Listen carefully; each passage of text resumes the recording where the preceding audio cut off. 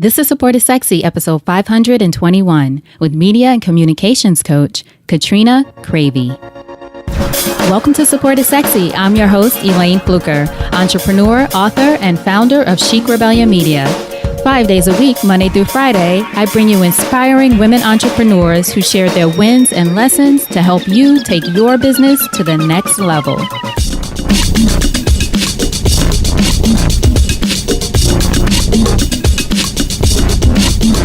Here we go.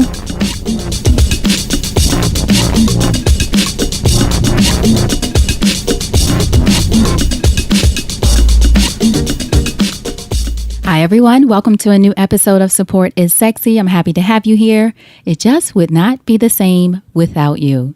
And if you are a woman entrepreneur who is thinking about how to spread the message about your business, this episode is for you. But I also want you to think about podcast guesting. Podcast guesting is a great way to share your message, to reach thousands of passionate listeners all around the world, and to tell people what you're up to without having to create so much content or a podcast of your own. Although, of course, I love podcasting, but you can leverage other people's platform to share your message and share your services with audiences, again, all around the world. But if you haven't done it before, maybe you're new to the business, maybe you just want some refreshers, some reminders of how to be the best at podcast guesting. Just download my free guide on how to be an unforgettable podcast guest at girlonpodcastgift.com. That's girlonpodcastgift.com.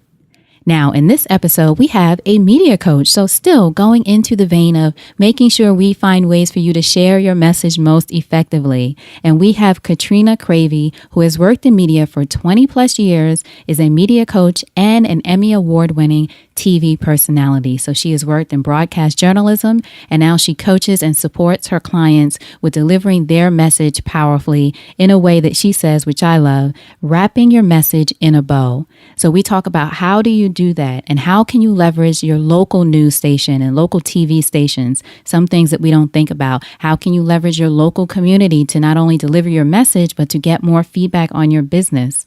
We also talk about the key ingredient that you might not think of that will prepare you for your quote unquote big interview. Make sure you listen out for that. And Katrina's must-have formula, must H-A-V-E formula. We talk about that as well. So this episode is chock full of great tips if you're thinking about media for yourself and your business. Again, how to deliver your message, what it means to get earned media, and all that good stuff is in here. All right. So now, without further ado, Katrina Cravy. So Katrina, thank you so much for joining us for Support is Sexy. I'm excited to chat with you. I'm excited to chat with you too, because it sounds like we have a lot of crossroads in the background of things that we've done that are very similar. Yes, I love talking to media people. It's so much fun. It is. So tell us, when did you first fall in love with entrepreneurship? Back when I was a kid, and everyone started their lemonade stand. Where we grew up, there was a whole subdivision that was under construction. And my brother and I decided that we were going to start a mobile lemonade stand. So we put an igloo cooler full of lemonade into our wheelbarrow and went around all the different construction sites and made a killing that summer. So I think that was the start of my entrepreneurial background, was making a mobile lemonade stand. Right. So not even your ordinary lemonade stand. You both thought, how could we take this to the next level? Right. Go exactly. To our customer. We were out of the box, even at age 7. Right. Yeah, and it really worked well. And I think the construction workers always thought it was cute that 2 little kids were coming around and trying to get their 25 cents for a cup of lemonade. I love it. Now, where did you grow up? I grew up in Fresno, California. It's right in the center of the state. If you think like lengthwise and widthwise of California, we were right smack dab in the middle. And then I went to the University of Southern California and got a broadcast journalism and political science degree. And that's pretty much where I started in California. I got my first job in Parkersburg, West Virginia at the NBC affiliate there. And then moved on to Milwaukee, Wisconsin for the NBC affiliate here. And then stayed here, went 1 year back to Portland, Oregon, and then came back to Milwaukee because I just love the people. Mm-hmm. Now, how would you describe yourself, though, as a young person, other than obviously entrepreneurial and innovative with you and your brother? How would you describe yourself either at that age or just as a young woman? It's an interesting question. Yeah, it's an interesting question because when I think of myself as a kid and as a young woman, I was a complete tomboy. Mm-hmm. I asked for a football uniform for my 6th grade birthday party. And that's just kind of odd to me. And then I ended up wearing headgear to high school. My freshman year, they said, okay, you got to wear this thing either at night for 2 years or during the day for 1 year. And I said, give it to me my freshman year in high school. I can take it. What was it for, the headgear? Headgear. Okay, so headgear is for braces. Maybe now they probably don't make you wear this contraption, but for people who are my age, you'll go, oh yeah, I know what headgear is. Right. It was this contraption, like the bar that would come out of your face to pull and your go around the back. Oh, my nephew used to wear those. Yes, I remember. Okay. So when I think about myself as a woman, it's like, you evolve so much over your life, and I'm still a tomboy. I still love to play sports. But eventually I did go, okay, I'm going to give up the football uniform, and I did wear a dress. So I think we all evolve a lot. Right. But I love that you even just wanted a football uniform, because why not? Right. Well, and I was a quarterback for my 6th grade boys team for the flag football at the time. Oh, so you not only wanted a uniform, you were playing. I was playing, but we didn't have uniforms. We just had those little flags staying off the sides, and I just wanted to have a uniform. I just thought that would be cool. And so, of course, my cousins still tease me to this day wearing that football uniform out to play in the yard. So now, when did the interest, I know in college you said you studied broadcast journalism, but was there something before that that sort of piqued your interest about journalism? Well, I had written for the paper, for the school paper in high school, and then I became the editor of the school paper. But I really loved to perform in plays and just at our church and all that. And so I was sitting on the beach in California with my cousin, and I was 15. And why we were trying to figure out what we were going to do for the rest of our lives, I don't know why we were asking each other this question sitting on the beach. But I said, I really love to write, and I really love to perform, and I don't know what I want to do. And my cousin looked at me and she goes, you're a dum-dum. You should just do both. Why don't you just become a TV reporter? I love your cousin. I know. I love her too. She gave me such a great idea. And now she's upset at me because we're in our late 40s. And she's like, you still have not given me a good job idea. Right. You owe me from that day on the beach. You owe me. So yeah, 15, I decided, hey, that is a great idea. And then I got an internship with a local station when I was 17. And then I worked for them on and off for probably about 6 years. All through college, I would come home every summer and work for Channel 47 in Fresno. And then, they gave me my chops as far as learning on the job. I think that's probably the best piece of advice. I was going to say, do you still think internships are the way to go for, especially, I obviously, as we talked about, come from media too. I still think it's one of the best ways to get your start, especially before you're ready to start. Actually, I was going to say before you're ready to start really working in the industry, but I even tell people who are, a lot of women are reinventing now or wanting to do something different. I still think if you can get an internship, paid is great, but if not, internship, apprenticeship, or something is such a great way to, as you say, learn your chops in the industry. What do you think? I agree. And I also think it's really smart to do before you go spend $100,000 on college to find out if the job you're going to eventually get is worth the money that you're paying for. Because if you go into that job and then you're suddenly going, there's aspects of this I don't like. I don't like knocking on the door of somebody who is just released and being accused of being a murderer. You probably should know that before you or your parents go and pay all this money for your education. So I highly recommend internships, and I've had some great interns over the years and that we still keep in touch, and I love to see where they've evolved. Some of them don't stay in journalism, but they become attorneys. Communication skills help you in everything that you do in life. So I love when they call me back and we go out for coffee and I find out the success stories that they're having.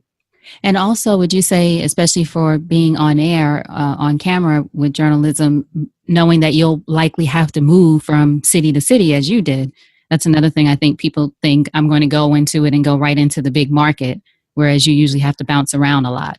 Elayne, that is so true. I have sat next to people that said, oh, I went to school for what you did, but I just never made it in. And I said, well, did you apply at this place or that place? And they're like, oh, I didn't want to move. Right. Like, No. well, then if you didn't want to move, I mean, back when I started, I mean, you had to go to a small station to get started. Mm-hmm. Parkersburg, West Virginia. Okay. New York City is number one in the market size. Okay. Then it Mm-hmm. goes LA. Parkersburg, West Virginia was 195. It had one station in the city. I used to joke around that we should have it say on the side of the van, it's not news unless we get there. Right. Because otherwise nobody knows about it. Otherwise, yeah, it's just, there's nobody, there was no competition. So that's Right. us. Right. But to get that start, I was paid $6 an hour to start reporting and anchoring. And so to anchor the nightly news on like a weekend night, for some reason, they paid us half time instead of time and a half whenever you went into overtime. So I got paid $3 an hour. And then a half an hour show, I got paid $1.50 to anchor the news on Sunday night. Wow. And I remember my grandfather saying, why don't you just come home and work at Taco Bell, honey? You could come back to California and be by all of us. But I knew it was like my passion and what I wanted to do. And it was one step up from interning. And it was a career that I loved. So I think it's important for people to realize that with success comes a lot of sacrifices, and that might mean you're leaving your family and you're not making a lot of money. Do you have any regrets about going that route and staying through it? It sounds like you don't, but I'm just curious. Yeah, I don't have any regrets at all. In fact, I think that Parkersburg was one of the best places. You know, you look back, what do people say? I think there's a song like that. Those were the good old days. Mm-hmm. When you didn't know, you didn't have the fears of what might happen in your future. Right. You were young and you were having fun and you were learning. So I don't have any regrets. I think that I never want to live my life that way, and I'm sure nobody else does. Right. That's right.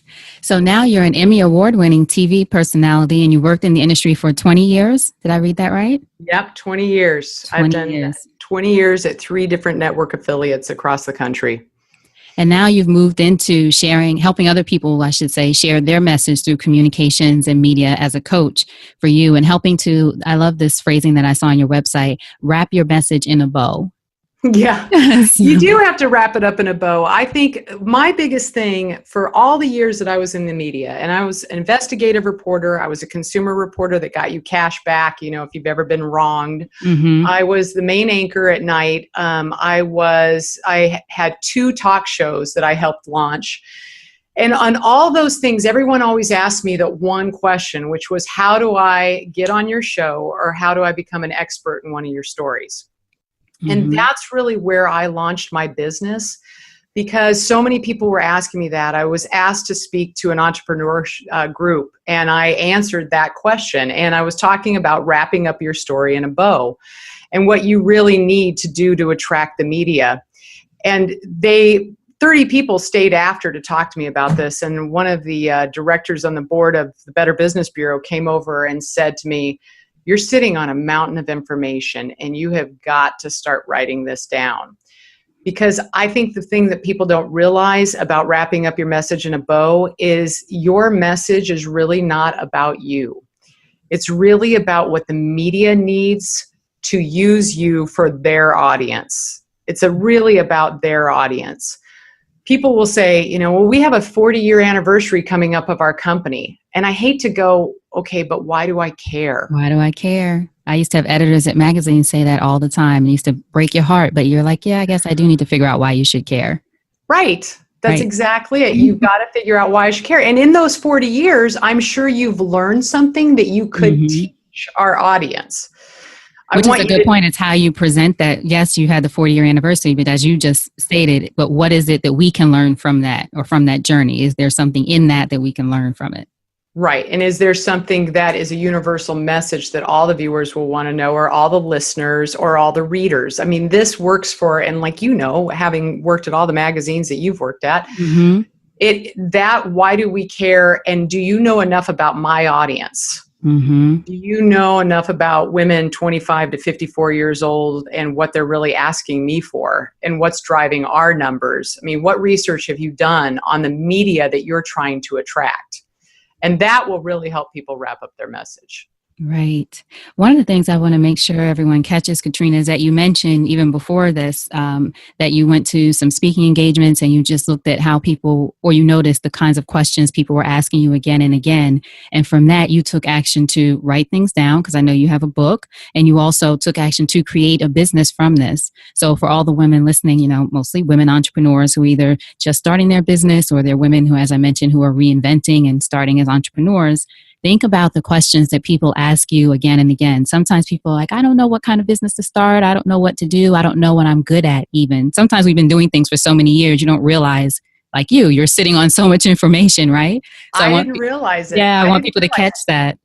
And I've found clients that are like that too, or don't realize the one cool thing that would be great to demonstrate on TV because they've used it so long that they don't even realize that would be cool. Mm-hmm. I was working with this women that are photo organizers, and they wanted to talk about helping people find this is crazy, but there's actually a national association that when a tornado comes through, your family legacy of your pictures can be thrown for miles. Mm-hmm. They find pictures in the next county. Well, there's a whole group that will come and collect those and, that try to get it back to the original owners. And I thought that was cool. And it had the hook, because it was tornado season. So that was our hook. But when I went there to really look at what they had this photo scanner that would scan 85 pictures a minute, where I was always used to thinking it had to be that long sheet scanner where it was just one picture, take it out, one picture, take it out. It was one of those that I said, you guys, if you can demonstrate this 85, and it was something that they sold that you could rent, I'm like, that's going to be what the viewers are all sitting there with boxes of pictures. That little scanner, I've never seen anything like that. That'll be fun for them to watch. So I think it's like exactly what you're saying. If there's women listening that go, okay, what is it about me that people ask me all the time? Or what is a product that people always continue to be amazed at when they walk in the store? Mm-hmm. That's what you really need to focus on. And then the other thing too, besides this guy telling me that I needed to start writing it down and I started putting the book together, I asked a local business initiative corporation here if I could come in and teach 2 classes so that I could survey the audience. I really wanted to see before I ever launched. If you're going to leave a 6-figure job, you better know that you've got an audience there. Right.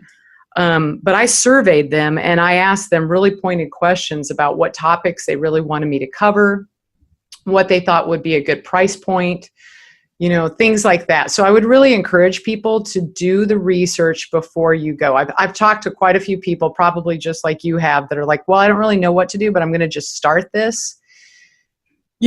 Google now is an amazing machine that will let you go and research a lot about what you're thinking and whether or not there's real money to be made behind it. Right. But I think nothing beats, in my opinion, as you said, getting feedback from people in person, face to face, even over the phone, but just an actual real person. Of course, Google is our friend, but I do think there's some value in what you just said about going to teach locally. Sometimes people don't think about that. How will I find people? How will I find out? There's tons of organizations that will allow you to do that. Your local library is often looking for, right? For people to go and come and speak and teach something for free. And you just, can say you'd like to do a survey at the end and that kind of thing, which they are usually very open to. So there are lots of ways just to get some feedback. And this is for creating a business, creating a course, anything. It could be just a great way to get information from real people. It really is. And I think that it's important for them to hear your presentation and then be willing. Everybody needs to be willing to hear some feedback, which is this part was great. This part was not what I wanted. Right. This part I was yawning. You never want to hear that. If they're yawning, stop talking. Right. If they pick up their phone and they're totally distracted, that's not a good sign. Exactly. I would probably immediately adjust course if I saw a phone one of my presentation. I'd be like, right. Exactly. I'm going to talk about something else. Right. So now talking about wrapping your message up in a bow, you gave us some tips there on things that, especially what producers or editors and that kind of thing look for. But what else? Well, first of all, let me go back. I have to get the information from you about that scanner, if that still exists, where I can find that, because my mother has boxes of pictures. I literally wrote down a note, boxes of old pictures, and talks about I need to put these on a seat. I don't know what she's talking about. But if we could find something that scans 85 pictures per minute, etc., I'm going to find out that from you. Good. Pixology. Pixology is the name of the company, and they are getting other franchises going in other cities. So you would bring in all your boxes of pictures with your girlfriends, have a good night out, and use that scanner to finally get done all the things that you needed to do in your closet. Katrina, you just blessed my life right there. Hey, beautiful. Excellent. The Lord knows. But see, look at that. But look at that. Packaging, that story came about, and it's something that I right away want to know more about it. That's an example for everyone of how you help people wrap their message in a bow. Right. And it's about being able to pinpoint the thing that will actually connect with the listener. See, that piece connected with you. Probably, hey, there's a tornado season wouldn't have connected with you. But that little piece is something that I believe that you and I as journalists can see differently than other people. We hear a story in a different way. I always say I sat across from people so often while I was interviewing them and thinking, oh my gosh, you are not doing this well. I wish I could help you, but I can't because I'm on the other side. But now I am the person who is helping them get ready for interviews. I just had a client that went to 60 Minutes and was interviewed by Steve Croft. I mean, you want to talk about prepping. Right. But it's the beautiful thing of what God's given me as far as when you're going to reinvent yourself, you're going to go on the other side of the camera and help the people that you always wanted to help. Now, let me ask you, how do you prep someone for an interview with 60 Minutes? Obviously, making sure they know about their subject matter, and I'm sure giving them possible questions and that kind of thing. But let's just say, even if not 60 Minutes, if you were working with a client and talking about a quote unquote big interview, what are some things that you want to make sure that they have in place or have in mind for everyone listening? To me, it's a mindset. I really work with my clients on, I have like this circle of communication that I've come up with, and you really need to know yourself because the camera does not lie. It can tell. Viewers will make a decision on whether or not they like you, right? Everybody wants to be likable. But how do you start to do that? You have to like yourself. That's the biggest thing because it sees into your soul. So I get a little deeper, I think, than a lot of media trainers because I start off with, okay, so who are you? How are we going to come up with your brand? What do you want to say? But then what are your fears about saying it? Because if you're really fearful, that's going to come across. So I give you a lot of really strong points because my thing is I want you to have conviction. When you go on TV, I want you to be so powerful that you're bigger than who you are. I mean, all the years that I was doing the consumer reporting and really trying to get people's money back and chasing the bad guys, I didn't do it for me. I wasn't that person. Like, I'm the one that you go have a drink with. I wasn't the run down the street with the camera, but I was. But that's because people were relying on me to do that. So I try to tell my clients, your employees are relying on you. Your customers are relying on you to be bigger than you when it comes to these big interviews. So a lot of that, I go into a lot of really getting into their fears and then getting them pumped up before we go in. And I think that they love the fact that they're prepared because I've asked them everything I think that they could possibly throw at them. And I've asked them to really think about things that I always want them to answer the questions you don't want to be asked. We need to come up with answers for the things you don't want to be asked. And I think they walk in there going, all right, I got all my bases covered. There's nothing they're going to throw at me that I'm not prepared for. And if I'm not prepared for it, Katrina's taught me how to spin out of it and go to something that I am prepared for. That's great advice. And I think it's funny, I don't know if you find this, when I've worked with clients and I ask the who are you question too, and I find that it's the one we spend the most time on. Sometimes it's the most difficult, it seems, for people to answer. I guess they're not asked that often. But I don't ask what I think is great of you is about your fears. And you think just how much that can hold you back from delivering a message, even if you're a confident person otherwise. But once you tap into that, that could be a hang up in your presentation for your message, or like you said, why you're not connecting with an audience or that kind of thing. So that's a question, I think, for people to ask themselves. Yeah, you'll be surprised. People will say, well, I don't want to do it because I think I look dumb, or I'm too heavy right now, or I'm this or I'm that. I'm like, okay, but how are we going to get past that? Right. And that's really what it comes down to. I mean, going on camera and doing major presentations, that's not natural for people. It's not like we were born and then suddenly like, ta-da, we're on camera. So it takes practice to get used to where you're going to look, how you're going to, what you're going to look like, what you should wear, and putting all that together. And I think that that's about building confidence too. And then, just like anything you do in life, once you've successfully done something, it just builds for the next time. Right. Once you do it, you've done it. Exactly. Yeah. So I love it. I love to see, and I'm sure you do too, when the client just feels great because they're like, we nailed this. What do you think about, this is something I try to help people with, even if not people I'm working with, just in general, and especially on podcasts. I think, well, let me know what you think. I think I can tell more on a podcast when someone is giving a very packaged answer. So for everyone listening, of course, Katrina is talking about the importance of making sure you practice and making sure you know have a sense of the questions and know your answers. But sometimes I think people can come across as, it's like I ask a certain question and they're almost not even answering that question. They're using one of the packaged answers. Have you ever found that, right? Like you mentioned, I thought that when you said when you're sitting across from someone, you're like, you're not even really answering my question. You're just going with your script, right? Right. You're going with the key points that the PR person handed you. Exactly. You have to be still present and really answer the question and weave in your key points, I think.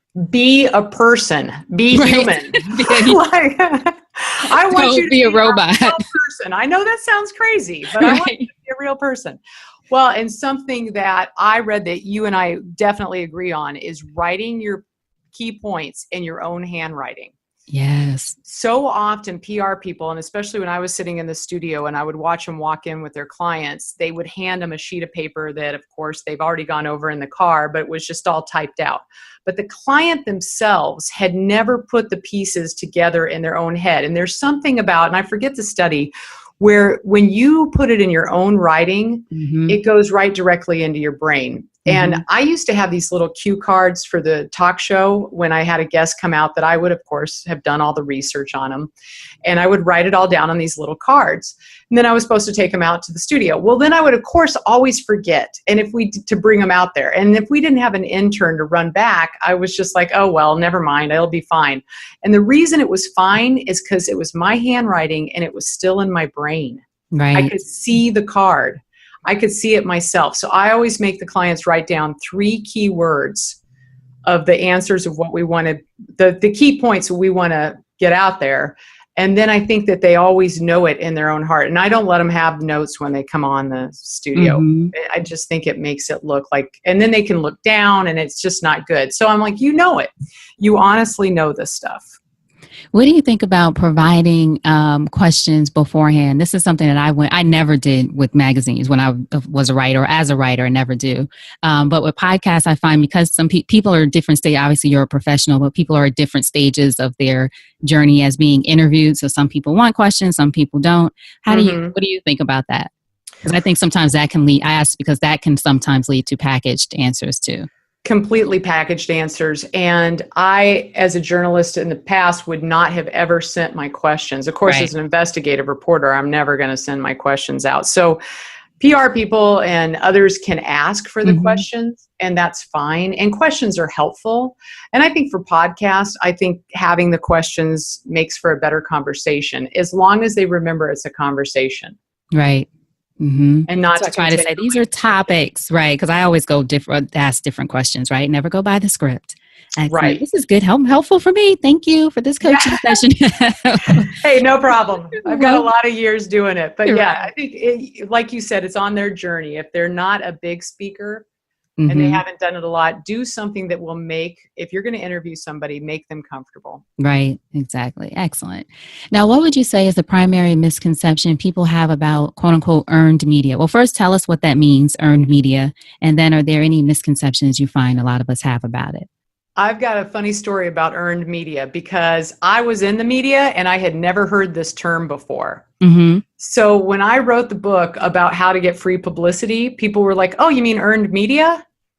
And I was like, wait, yeah, free publicity. What are you calling it? And they're like, earned media. So they said that, okay, so when public relations departments earn the media, they get free advertising basically on the media that they didn't need to pay for because they pitched a good story.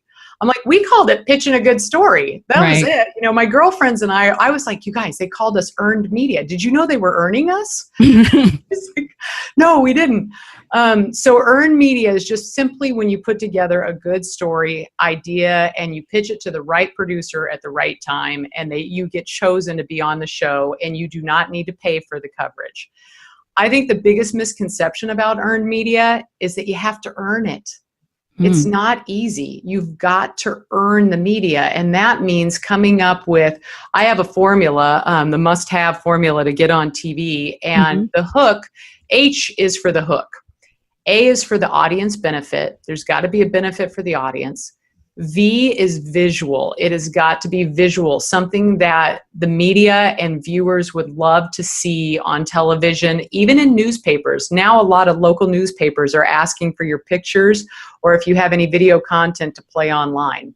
And E is engaging. I mean, when you come on TV, you have got to bring it. You have got to be engaging, energetic. I always say, I don't care what E word you use. You have got to bring it when you are on TV. And so those are the things that I think that people don't realize, that earned media takes some effort. You have to earn it. I love that. So your must-have formula, H-A-V-E. H is the hook. A is the audience, right? V, right? Visual, and that includes pictures or video. And right. E is engaging. Exactly. Engaging, enthusiastic. Would you say, too, now that you mention that on television, sometimes I find that, well, in my own experience, when I'm a pretty low-key person, and people might say quiet, etc., but I know on television you have to turn it up. I'm usually exhausted after a television appearance, but I know you have to I feel like you have to turn it up just so it plays normal. At least for exactly. me. Maybe that depends on who, but what do you think? Just for people listening to know, you can't just, I'm just going to be my casual well, that might not play well. It might on morning television, for example. You need to turn it up. No, you need to be a spaz. I mean, that's right. Because there's something borderline spaz. Borderline spaz. There's something about the video and the they don't call it tape anymore because it's all digital, but it squeezes you down. It takes out a level of energy. So you have to turn it up quite a few more notches if you want people to think, that person's passionate about what they're talking about. Right. Otherwise, it's fast, it's turned up, and I learned that from, sorry to interrupt you, but I just want to mention, I learned that from seeing myself in this was many years ago, an early appearance, and I was bored watching myself because I was being my normal, answering the questions, being kind and sweet and boring as hell. It's like, oh my God. You know what? That's funny because when you're boring yourself, it's bad. But it was so bad. From that, you saw yourself. Do you know how many people don't want to go back and watch their old takes? That's like people say, I don't listen to my podcast. I was like, I don't understand. First of all, I want to give myself a download. I'm asking other people to download it. But also, I feel like it's like game footage. I don't listen obsessively, but I listen to the whole thing to see questions I missed, or I should have let that go, or I should have asked more questions. I study it basically. Right. Study it and don't obsess about it and never make yourself feel bad about it, but just be like, okay, what could I do better next time? Just like, okay, I was boring.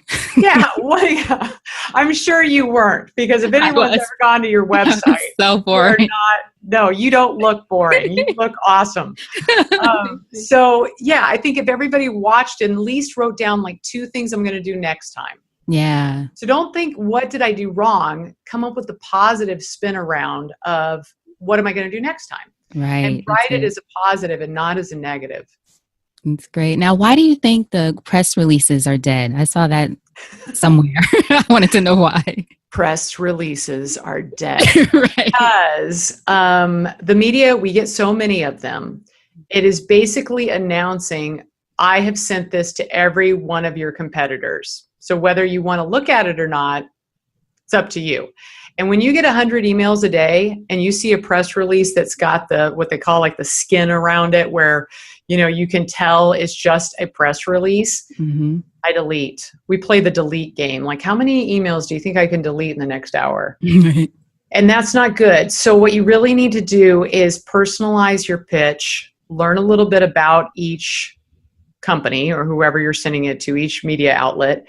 And that does not take long in this day and age. If you spend 5 minutes to quickly learn the host name of the show and the actual real name of the show, and send a quick email is the best way to do it. And I've actually got a killer media release email template on my website because I was so tired of getting so many bad emails that I'm like, this is the only way you should do it. The who, what, when, and where right at the top, and some other little key pieces that I tell people to put in there that will attract the producers to get them to call you. That's great. So I'll make sure, of course, I link to it, but tell everyone where to find it just so they can hear it now if they're interested. Yes, it's KatrinaCravy.com, and Katrina's with a K, and then it's Cravy, just like gravy, but with a C. C-R-A-V as in Victor, Y. And they'll be you able can to only see tell I've said that a lot. I know. They'll be able to see the pitch email there, the template, I mean. Exactly. If you just scroll down a little bit on the website, there's a place where you can sign up for it. Excellent. Now, I wanted to ask you, we talked a little bit about local presentations or speaking locally. Do you think that people underestimate the power of local television as far as appearances and are just thinking the Today Show, Good Morning America, et cetera? I think local television is a great way to go. And in the book, I even talk about one guy who goes to all the local TV stations throughout the nation as part of his campaign and his marketing. And I just saw an ad for he has a special kind of mouthwash. And I just saw an ad in Major League Baseball. And I thought, wow, he's gaining. You know, If you have the money to be able to pay for those spots, he has done this year after year where he'll come into town and hit like a whole state on all the local media. And I think it's really wise because you forget the quality of the video that you get from walking into a studio. And you also forget that you can share that on all your social media channels, the links to you being on TV and what that does for your brand. I think some people talk about, local television, you know, the viewership, it's going down. People aren't watching the news as often as possible. Well, or what they did in the past. And that's true to a certain extent, but you forget that you can share all that now on social media and put those links on YouTube and continue to build your brand with great quality video and great hosts. And I think that's really important to do. And I think people still, like you said, the numbers might be down, but I do think there's still a considerable amount of people who really trust their local television people, whether it's their local, morning show or obviously the evening news or any kind of thing like that. It's just, there are still, they have these recognizable personalities that are part of their local television stations. And part of their communities. A lot of times you're seeing these anchors and reporters out in your grocery stores, and they're telling you this product's good, or at least giving it some credibility because they're interviewing them about it. I think that's very important. And I think that people do, depending on what market size a TV station, when it's broadcast, I mean, thousands of people are watching at once. You may have 100 Twitter followers. Why are you going to try to spend so much time trying to build that following when you could get on a major broadcast and then funnel it the other way? Now, would you say that there's anything different about how you pitch a local show as opposed to either a national one or something else? Or do you think your pitch template, for example, is a great place to start? I think my template is a great place to start because I think anyone in the media is going through the same struggles of having so many emails come in. And really what they need is a great subject line, which I talk about, and how short it needs to be, and what things need to be in that subject line that will really catch their attention. And I think that will work on national and local as well. I haven't, just to be like really frank, the guy who got the 60 Minutes interview has a PR team. So they pitched that to him. Right. I helped him on the coaching aspect of it. Preparing for the interview and coming up with the messaging and what he was going to eventually say. So, I mean, a lot of it comes down to your relationships with the media. And they had a really good relationship with a lot of national media. But I always tell people, I give this as a presentation too. I actually just talked to the tourism convention here in Wisconsin for the whole state about how to attract the media. And I said, never in the history of mankind could you stalk a reporter or an anchor or a producer or a newspaper editor as easily as you can now. Right. So if you start liking some things on their page or you start responding, build your name and your credibility in your conversation with them in social media before you ever pitch them. or know their interests, so that when you're making that personalized email media release to them, you know a little bit about them, so you know what their trigger points are. Mm-hmm. Excellent advice. What would you say is the question that you wish more of your, I shouldn't say, what is the question that you wish your clients asked you more often? Something that most people need support with, but they might not know. I think people are afraid to show their personality. Mm. I think that's the number one thing. I just had a woman who does major business acquisitions, and she does presentations for continuing education, and she wanted help with her presentation skills. Mm-hmm. And I watched through almost an hour of tape before I met with her, and it wasn't until about 45 minutes in that she cracked the smile. Mm. And I think that for me, I wish that clients would ask me about, how do I infuse my real personality into information that might be considered dull? If it's financial information, whatever it is, how do you pump up your personality to make people want to listen? You've got to have some humor to get people to continue to want to learn from you. And I think that's probably the number one question. But you know what? I always love to get questions too. So if any of your listeners have additional questions that they want me to answer, I would love to. Oh, where can they ask you questions? We have a very active audience here. So when you ask them to ask questions, I push them to ask questions. So. Oh, really? Okay, great. Well, yeah. And you know what? I can offer something too, because my book just went out on Audible. Oh, great. And I have some free codes if anyone wants to download the book for free. Okay, so on the fly here, I'm going to have to come with, the first 3 people that ask me good questions. Okay. Actually, don't even have to be good, but try to make it good. I usually, in an audience, I'm like, we're all going to decide if their question was good enough to receive the book. Right. But yeah, so if they want to come through my website and just the contact us page at katrinacravy.com. Okay. Send me a question that you may have about television. We're making some video online courses for how to attract the media, and also another one on confident communication skills. If you have any questions about those 2 topics, the first 3 people, I'll give you a free book. Oh, nice. So the first 3 people to ask a question on your contact us page about television or presentation skills? Exactly. Okay. You're a good listener. Television, thank you. Presentation skills. I always have to stop myself from entering these kind of contest things. You're like, no, you're not qualified to enter. Okay. Oh, I'll give you one. Extra codes. That's great. Thank you so much. I will make sure for everyone listening, of course, I link to this, but be the first 3. So take action, other than if you're driving. Take action right now. Excellent. Pull off the freeway. Just park on the side. Be safe. Go ahead and do it so you don't miss out.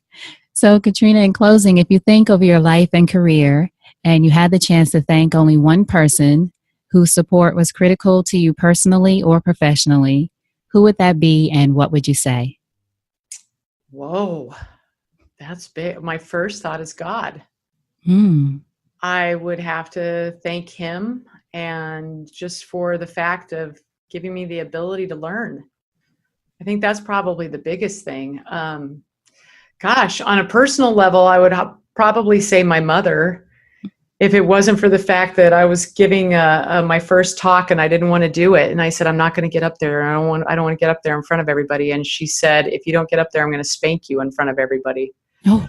And I was like, all right, I'm getting up there. So I guess without that, I might never have launched my career. There's that motivation. The spanking does it. Yeah, exactly. But no, I think the biggest piece of advice that I would have for anyone listening, and if you've got a seed in your heart, if God's really put that seed in your heart about, okay, I have this idea and I really want to start this business, but you're a little afraid of doing it. I have this in the book too, about 2 Corinthians 5:7, for you walk by faith and not by sight. Mm-hmm. Sometimes you just have to put the seed in the ground and start putting dirt over it. And you just don't know where it's going to end up, but you've got to have faith.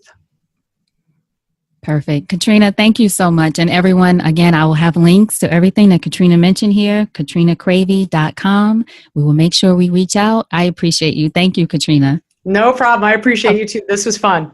All right, I hope you enjoyed that conversation with Katrina, and I want you to be one of the first 3 people to go to her website, ask her a question, as she said, about television or presentation skills, and get a free copy of her book, On Air, Insider Secrets to Attract the Media and Get Free Publicity. And make sure you tell Katrina and I about it on social media. Let me see a copy when you get your copy, or tell us that you got it. Just want to know that you guys are responding, you're getting in touch with these women and utilizing them as a resource for you. So Katrina, thank you so much for offering that. Now, if you want to get all of the links and the resources that we mentioned in this episode, just make sure you go to supportissexypodcast.com, go to the search icon at the top, and just type in Katrina, Katrina. Her show notes page will pop up with links and, again, resources and the ways to get in touch with her. Supportissexypodcast.com and just search Katrina. Thank you so much for being here. You know I appreciate you. And until we chat again next time, I want you to always remember that support is sexy, and having it all doesn't mean doing it all alone. All right, I'll talk to you soon. Take care.